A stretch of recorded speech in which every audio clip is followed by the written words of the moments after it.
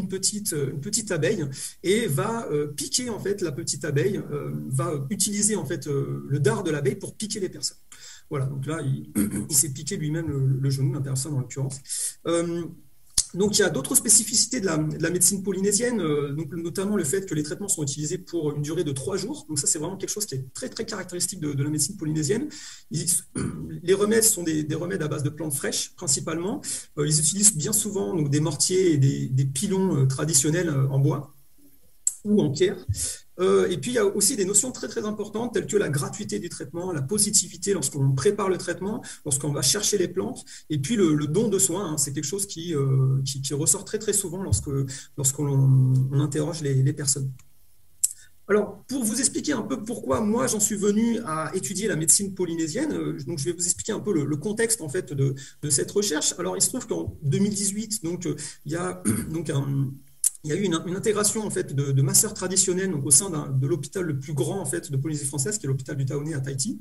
Et donc il y a une masseuse traditionnelle en particulier qui est venue travailler à temps plein hein, pour aider les médecins à l'hôpital.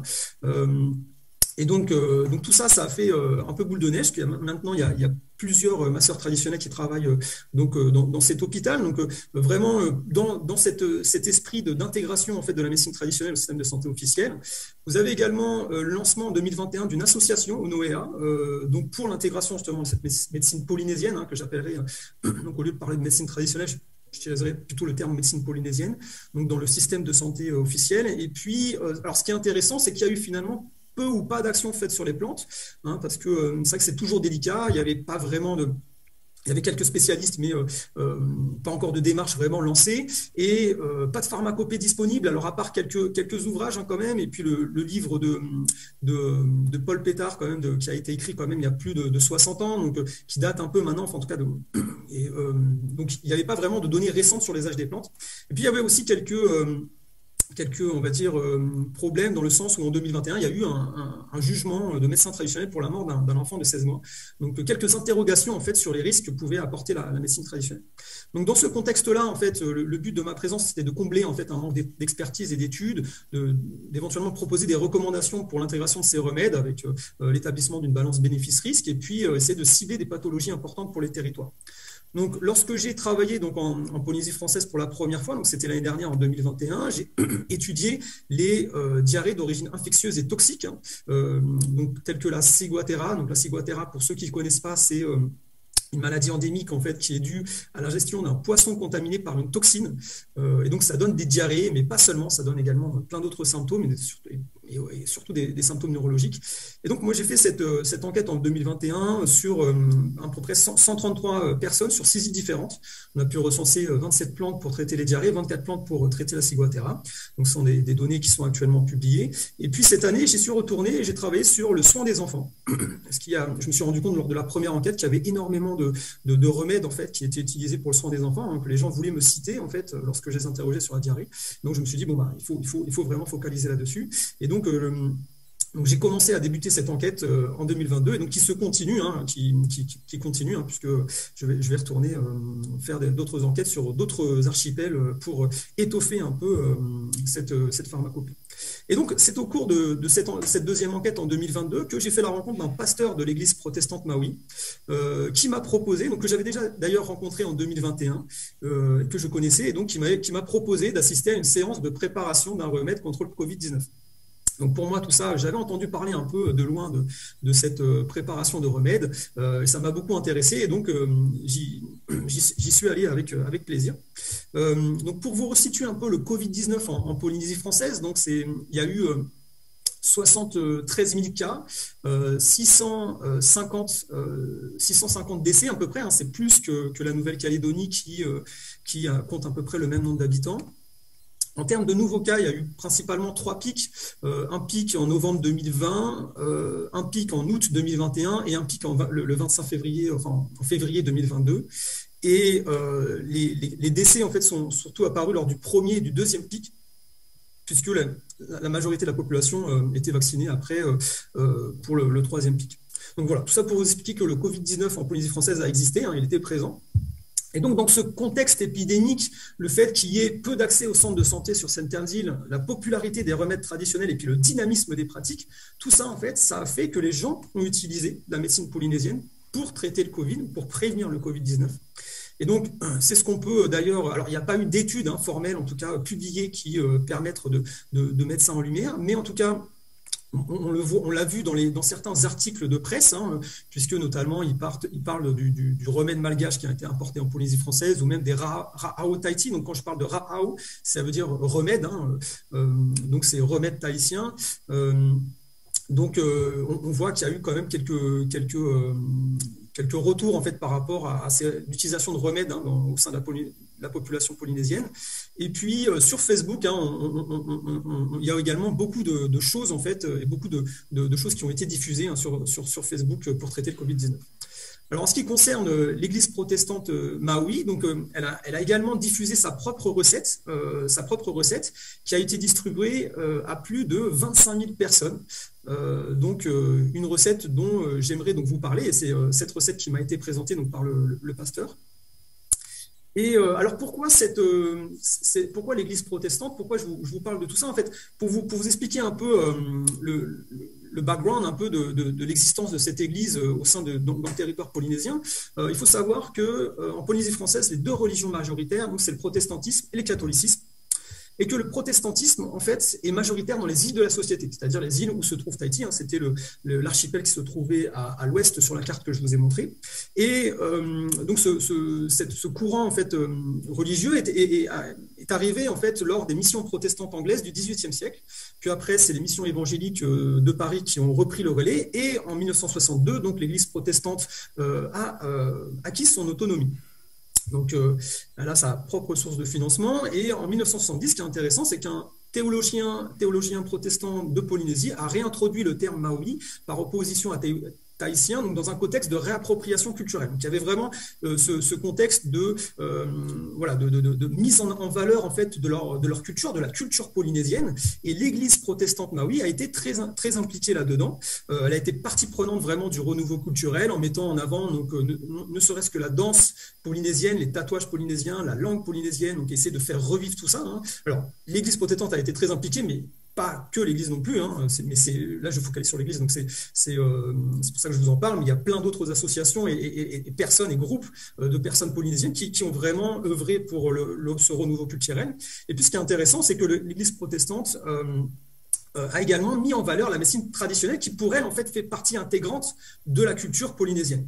Et donc, ils ont même créé en 2015 un comité donc, des remèdes Maori, des remèdes du peuple Maori, dans cette église-là. Et donc, ce qui est assez intéressant, en fait, c'est que à côté de l'aspect médical à proprement parler de la médecine traditionnelle, il y a cet aspect spirituel qui est très important et que je vais détailler un petit peu lors de cette présentation.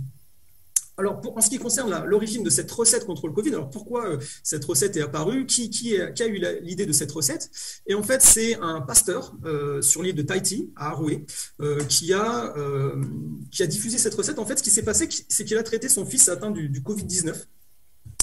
Et son fils, en fait, a été guéri au bout de 3 jours. Et donc, il en a parlé ensuite à l'Église, qui a décidé, en fait, de diffuser cette recette et a invité, en fait, toutes les paroisses de Polynésie à produire et diffuser ce remède en grande quantité. Donc, vous voyez en bas les boissons, en fait, qui sont préparées, donc les bouteilles qui sont préparées et qui contiennent le remède. Donc la recette en elle-même, donc celle qui est diffusée par l'Église protestante et celle que j'ai pu voir lors de ma présence à cette séance de préparation, elle est constituée majoritairement de 4 ingrédients. Donc il y a les feuilles d'aloe, les fruits de piment, les fruits de noni et les racines de gingembre. Il y a également du sucre roux et de l'eau. Donc, donc j'ai mis un peu le détail de la recette. Le pasteur m'a dit qu'il n'y avait pas de problème pour la partager. Et donc la méthode de préparation, c'est le but en fait, c'est de très très simplement en fait de couper les différents ingrédients en petits morceaux, de les mixer, de les mélanger à l'eau et au sucre roux, de filtrer et ensuite de boire le remède. Voilà donc en gros la recette qui est diffusée. Alors, ce qui est intéressant, c'est que lors de la préparation de cette recette, il y a différents aspects qui sont vraiment très marquants, qui m'ont beaucoup marqué, notamment la bénédiction du remède. C'est-à-dire que quand les gens, en fait, avant de commencer à préparer le remède, donc le pasteur a fait une bénédiction, une prière. Et donc ça s'est fait en communauté. Donc, ce qui est également très important, c'est qu'une fois que tout le monde a commencé à préparer le remède, donc la préparation se faisait donc en communauté. Tout le monde participait à cette préparation. Et puis surtout, c'est que lorsqu'il a été servi, lorsque le remède était préparé, était fini, le remède a été servi par le pasteur et il était servi un peu à la manière de l'administration de l'hostie. J'ai trouvé ça assez intéressant. Chacun faisait la queue et attendait que le pasteur lui serve son verre de Rao Tahiti contre le Covid. Et puis, bien évidemment, donc, que ce soit la bouteille ou les recettes, tout ça, c'est distribué à tous gratuitement et sans limite de quantité. Et je pense qu'on retrouve en fait quelques marqueurs un peu de l'Église, qui sont donc, au niveau rituel, au niveau du don, du sacré. Donc, c'est quelque chose qui ressort vraiment de cette cérémonie, de cette séance de préparation du Covid-19, du remède contre le Covid-19 au sein de la communauté. Alors maintenant, on va rentrer un peu plus dans l'aspect pharmacologique qui me connaît un peu plus, que je connais un peu plus, avec l'origine des plantes, l'aspect botanique, puis après l'aspect pharmacologique. Donc l'aloe, donc c'est une plante qui finalement est d'introduction européenne, au même titre que le piment ou le gingembre, qui sont trois plantes d'introduction européenne, donc présentes sur le territoire et introduites il y a dans les 200 ans passés. Et surtout, ce qui est intéressant, c'est qu'il y a ce remède, enfin cette plante, le noni, qui est d'origine d'Asie du Sud-Est et qui est une introduction polynésienne, donc qui a été introduite donc sur le territoire lors des migrations des Polynésiens, donc il y a plus de 1000 ans. Et ce qui est intéressant, c'est que ce noni constitue l'ingrédient principal. Donc, c'est vraiment le marqueur en fait de la pharmacopée polynésienne, je dirais. Et on sait que dans ce remède, et on sait que le noni en fait est très populaire. C'est vraiment c'est considéré quelque part comme une panacée, parce qu'elle traite différentes maladies. Donc ça, c'était un premier point important. Ensuite, en regardant un peu plus près en fait l'aspect pharmacologique, parce que c'est ce qui c'est un peu le côté en fait peut-être mon expertise. J'essaie de regarder un peu ce que donnait chaque ingrédient. Et il se trouve en fait qu'on peut essayer de voir, en fait, essayer d'établir une balance bénéfice-risque, avec aussi bien des bénéfices que éventuellement des risques. Donc, pour ce qui est de l'aloe, donc, il y a deux composés tels que l'aloésine et l'aloe résine D qui ont montré donc, au niveau in vitro, ce ne sont pas des tests cliniques, ni même des tests sur animaux, mais en tout cas des tests in vitro qui ont permis de mettre en évidence une inhibition en fait, de l'attachement du SARS-CoV-2 donc, sur les membranes, la fusion en fait, membranaire du virus avec le membrane de la cellule hôte, la cellule humaine, et puis une activité anti-inflammatoire qui pourrait avoir un rôle dans ce remède. Et puis, bon, alors, il y a dans la littérature quand même quelques effets indésirables et interactions médicamenteuses qui ont été décrites pour l'aloe. Alors, ça ne veut pas dire que ça sera que les doses qui sont présentes dans le remède contre le Covid-19 peut engendrer ce genre d'effets indésirables, mais en tout cas, c'est quelque chose qui est à prendre en compte. Et le Centre international de la recherche pour le cancer a notamment placé l'aloe en catégorie 2B, c'est-à-dire potentiellement carcinogène. Alors, ils sont basés sur des études faites sur la souris sur 2 ans. Donc, évidemment, c'est une longue échelle de temps. Mais ce sont des choses que je voulais simplement mettre en avant pour vous dire que, bon, ok, les plantes, mais il faut quand même toujours être, en tout cas, être raisonné dans l'usage de ces plantes-là, parce qu'on sait que les doses et que la toxicité n'est jamais bien lointaine. Là, en ce qui concerne le piment, ce qui est intéressant, c'est que j'ai pu retrouver même une recette donc dans la littérature utilisée au Nigeria contre le Covid-19. Donc, on retrouve le piment donc, utilisé. Donc, on sait qu'on a la capsaïcine présente dans le piment qui est analgésique, donc qui pourrait avoir un effet, effectivement, sur les douleurs engendrées par le Covid-19. Donc, qui pourrait avoir un rôle dans ce remède. Bon, en termes de risque, il y a l'Agence européenne du médicament qui a mis en avant le fait qu'il n'y avait pas de données de sécurité chez les personnes avant de moins de 18 ans et chez les femmes enceintes. Donc voilà, donc pour contrebalancer un peu. Pour le gingembre, c'est peut-être un des ingrédients qui a été le plus utilisé dans le traitement du Covid. Il a été très utilisé, le plus étudié, mais il a été également très utilisé dans certains pays, comme le Vietnam, le Népal, l'Égypte, et peut-être d'autres pays, mais j'ai pas pu avoir connaissance de ces traitements-là, parce que c'était pas dans la littérature à laquelle moi j'ai eu accès. Donc il y a quelques informations aussi au niveau de son activité potentielle sur le Covid-19, et notamment des tests in silico qui ont montré qu'il pouvait y avoir une affinité en fait de certaines molécules du gingembre pour les sites d'attachement du Covid à la cellule humaine, et donc éventuellement pouvoir rentrer en compétition face à l'attachement de ces virus-là. Et puis on sait également que le gingembre a une activité antivirale, anti-inflammatoire et immunomodulatrice qui pourrait avoir un rôle dans ce remède.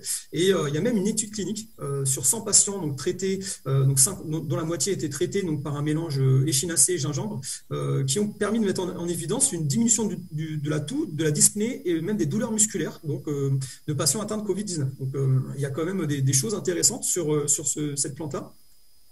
Bon, bien évidemment, il y a toujours à côté le revers de la médaille avec quelques effets indésirables, dyspnée, irritation, désordre gastrique, interaction médicamenteuse avec les anticoagulants et puis contre-indication. Donc, toujours des populations qui peuvent être plus sensibles que d'autres à ce remède. Et puis finalement, le noni, qui est un peu le remède phare polynésien, donc il y a eu également des études sur le jus de fruits, avec une inhibition de l'attachement du virus à l'enzyme de conversion d'angiotensin 2, qui permet en fait au virus de s'attacher à la membrane de la cellule hôte. Donc, on a vu que le jus de fruits en fait, du noni inhibait cet attachement-là. Et puis, l'activité anti-inflammatoire et immunomodulatrice qui pourrait également avoir un impact dans le rôle du noni. En termes de risque, donc, il y a l'agence en fait, européenne sanitaire, l'agence européenne de sécurité alimentaire, qui a émis donc, le potentiel risque d'hépatotoxicité chez certains types de patients, pas chez tous les patients, mais chez certains types de patients, certaines susceptibilité. Et puis le fait qu'il n'y avait pas de données de sécurité chez la femme enceinte est d'autant plus important de savoir ça, sachant que le fruit est utilisé comme abortif sur l'île de Futuna. Voilà donc mon exposé. Donc en conclusion, ce qui ressort un peu de tout ça, c'est qu'il y a vraiment l'importance des remèdes pour les Polynésiens, parce que c'est pas seulement un aspect médical, mais c'est surtout, on l'a vu, c'est un lien avec Dieu, mais également un lien avec leur culture. Donc c'est vraiment quelque chose qui va au-delà de simplement traiter et soigner une personne, soigner médicalement une personne. On a vu aussi que l'efficacité du remède, le succès du remède en fait ne dépend pas, dépend en fait de différentes choses. Et notamment de fait qu'on croit en fait en l'action du remède. C'est vraiment quelque chose qui est très cité, très souvent rappelé, le fait qu'il faut croire en fait dans l'action du remède lorsqu'on l'utilise, qu'il faut vraiment respecter les consignes aussi. Souvent les médecins traditionnels prescrivent, les médecins polynésiens prescrivent des consignes, est-ce que les restrictions alimentaires ou faire attention à certaines interactions, notamment avec les médicaments conventionnels. Et puis il y a ce lien en fait avec le médecin traditionnel ou même le pasteur qui peut être très très fort et qui est quelque chose en fait d'important et qui permet en fait également l'efficacité du remède.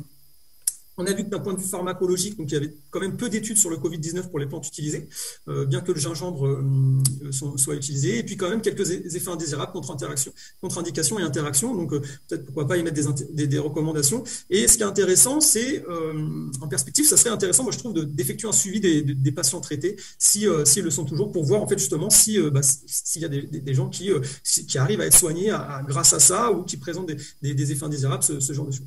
Voilà, alors avant de finir, je voulais juste rapidement en fait passer sur vous présenter en fait un livre qui vient de paraître en fait en avril 2022 et dont je suis l'éditeur, et dans lequel en fait notamment le professeur Rokia Sanogo a écrit un chapitre, et beaucoup de membres de Pharmadev, donc mon unité, ont écrit des chapitres également. Donc il y a 17 chapitres dans ce livre, 58 auteurs de 13 pays, je le disais, Colombie, Kosovo, Laos, Liban, Mali, Pakistan, Singapour, Afrique du Sud, Suisse, Thaïlande, Amérique. Et il y a deux différentes sections où on va se baser sur la description des plantes à activité antimicrobienne dans le monde. Donc ça, c'est la première section. Et puis une autre section, on va essayer de montrer les nouvelles méthodes et innovations pour étudier les plantes à activité antimicrobienne. Donc on parle de métabolomique, de DNA barcoding, d'études rétrospectives treatment outcome, de quorum sensing, de biofilm, de tests anti-biofilm. Voilà. Ce sont toutes ces choses-là. Donc c'est vraiment pour vous montrer en fait que voilà, pour vous montrer un peu qu'il y a d'autres choses qui paraissent dans la littérature et vous avez la possibilité de voir ce livre en preview sur Google Play ou sur Google donc gratuitement. Donc, et je vous invite à avoir une vue sur ce livre. Voilà, je vous remercie beaucoup pour votre attention et j'espère que cette présentation vous a plu.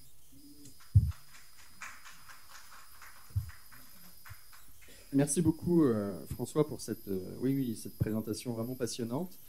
Ce qui m'a intéressé, c'est finalement l'ouverture pluridisciplinaire qui est implicite dans la présentation, à savoir on peut faire des études sur les plantes, etc., mais il y a toujours un contexte, il y a toujours peut-être l'effet placebo, il y a la confiance que l'on a, la relation avec le thérapeute, l'inscription dans une culture. On avait évoqué hier l'optimisme dans la volonté de guérison, etc. Donc, on ne se réduit pas justement à une espèce d'interaction, de causalité mécanique entre une plante, voire une molécule, et un effet sur un effet visé, mais on est bien dans une interaction qui rend les choses extrêmement complexes et qui invite à penser justement le rôle de ces cultures. Donc, c'est au fond aussi une invitation à ouvrir de manière pluridisciplinaire l'étude de ces plantes, de ces remèdes, ou de ces pratiques. Donc, merci beaucoup d'avoir, à partir du socle scientifique bien solide sur lequel la pharmacopée s'appuie, d'avoir ouvert cette dimension et finalement d'avoir invité à ces approches pluridisciplinaires. On peut prendre quelques questions, peut-être quelques minutes, si vous voulez bien. Est-ce que... Alors, je passe.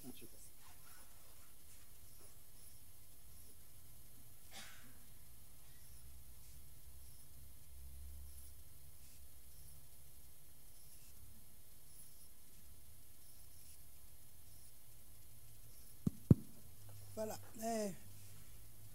Bonjour François, ça va? Oui, ça va. Voilà, ok. Vous allez bien? Toutes mes félicitations pour le bouquin qui est sorti. Merci de nous avoir associés.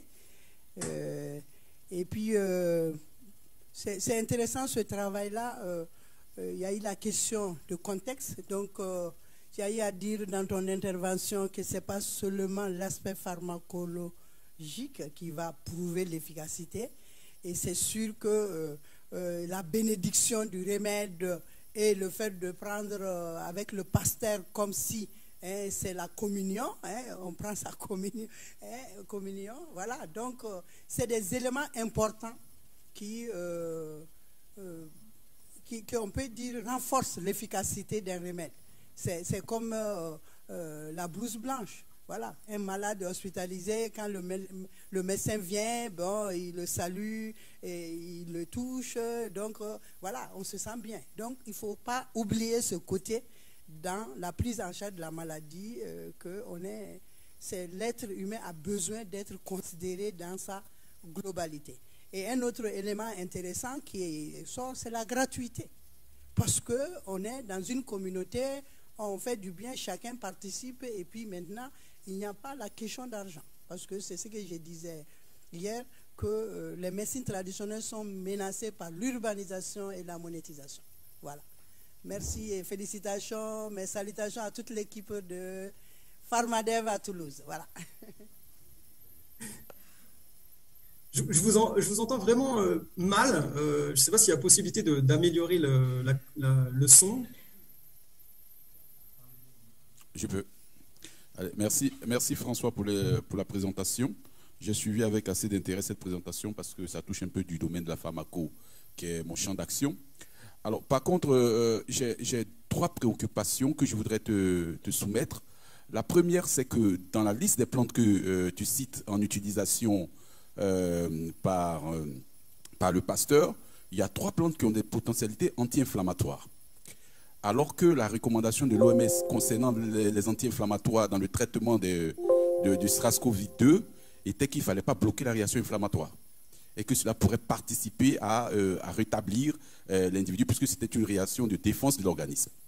Alors, donc, je ne sais pas si tu es reparti vers pour le praticien, donc le thérapeute, pour lui dire que, bon, voilà, tu mets des éléments à l'intérieur qui ont la possibilité de bloquer la défense immunitaire et que, conséquemment, il faudra revoir ça. Parce que 3 plantes à potentialité anti-inflammatoire, moi je dis à majorité déjà, par effet synergique, que c'est un remède anti-inflammatoire qu'il produit. Donc, deuxième élément, c'est de repartir, tu as mis ça en perspective, qui est vraiment très intéressant, c'est de repartir pour voir effectivement, est-ce que les patients qui ont pris ce remède-là n'ont pas manifesté des symptômes du Covid, ou bien c'était des remèdes qui étaient pris à titre préventif. Est-ce que c'est à titre curatif ou à titre préventif? Donc, ce sont quelques éléments qui m'intriguent un peu dans la communication et peut-être que tu auras des éléments de réponse à me donner. Merci. François, est-ce que tu as entendu les questions ou il faut que je répète? Oui, alors j'ai chopé des petits mots-clés comme ça. J'espère que je ne vais pas répondre à côté parce que c'est vraiment le son est très mauvais de mon côté. Alors, j'ai entendu parler de synergie, de préventif curatif. Je pense savoir de quoi parle la question. Je vais voir si je ne réponds pas à côté de la plaque. Donc, effectivement, donc en fait, le remède de ce qui m'a été dit, il est aussi bien utilisé en préventif qu'en curatif, en tout cas par les gens là-bas. Alors après, c'est vrai qu'on peut se dire que en termes d'efficacité, si on parle d'efficacité pharmacologique vraiment, il peut y avoir plusieurs actions en fait et que le remède agisse d'une manière, déjà de par le fait qu'il y a plusieurs plantes qui sont utilisées et qu'il y a plusieurs molécules dans chacune des plantes donc qui peuvent être potentiellement actives et donc différentes activités pour chacune de ces molécules qui fait que on arrive à un remède qui peut avoir peut-être éventuellement une activité aussi bien préventive que curative parce que agissant sur différents paramètres, que ce soit l'inflammation, l'immunomodulation, l'activité antivirale également, parce qu'on a vu qu'il y avait certaines molécules qui avaient une activité a priori in vitro pour empêcher l'attachement du virus à la cellule hôte. Voilà, donc donc je ne sais pas si je réponds bien à la question, si c'était bien la question, comme j'ai pas tout entendu. J'espère avoir répondu à la question en tout cas. Est-ce que tu m'entends peut-être tu m'entends mieux moi parce que j'ai un autre micro. Est-ce que c'est le cas? En fait, j'entends, mais il y a beaucoup d'écho. Bon. Du coup, ouais, c'est surtout ça. Hier, j'entendais mieux quand j'assistais à mais je ne sais pas pourquoi. Bon, enfin bref, peu importe. Alors, juste la deuxième question, c'était dans le remède, il y avait 3 plantes anti-inflammatoires. Est-ce que c'était pas trop, compte tenu d'un certain nombre de recommandations d'éviter justement les plantes anti-inflammatoires ou les remèdes anti-inflammatoires? Est-ce que c'était pas trop, c'est ça? Oui. Est-ce que c'est pas trop d'avoir plusieurs remèdes associés anti-inflammatoires? C'est ça la question? Plusieurs plantes, oui, plusieurs plantes dans ce même remède. Oui, d'accord. Est-ce que c'est pas trop d'avoir plusieurs plantes à activité anti-inflammatoire dans le même remède? Oui, okay. C'est ça la question. Ouais. Du coup, je vais répondre.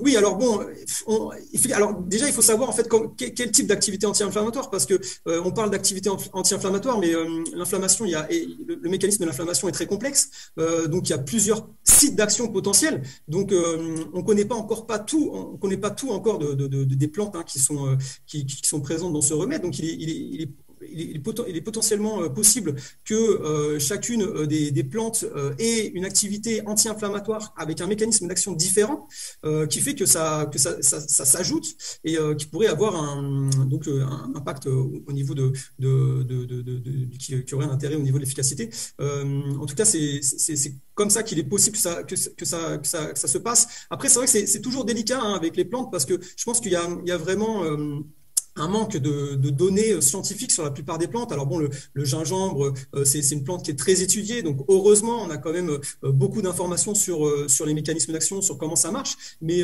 par exemple, le noni ou d'autres, c'est beaucoup plus délicat en fait d'avoir des informations. Donc du coup, on fait beaucoup de suppositions, mais comme à chaque fois, en fait, on parle de plusieurs centaines de composés dans chaque plante qui interagissent déjà entre elles, et en plus, on rajoute d'autres plantes. Donc du coup, ça fait plusieurs centaines de composés qui interagissent avec plusieurs centaines de composés. Donc au final, en fait, on est un peu perdu des fois dans l'activité. Donc effectivement, il peut y avoir des effets de synergie, il peut y avoir des effets d'antagonisme également. Voilà, et les mécanismes d'action peuvent être différents et peuvent avoir un rôle synergique. Très bien. Merci beaucoup, François, pour cette très belle présentation et les réponses. On va continuer.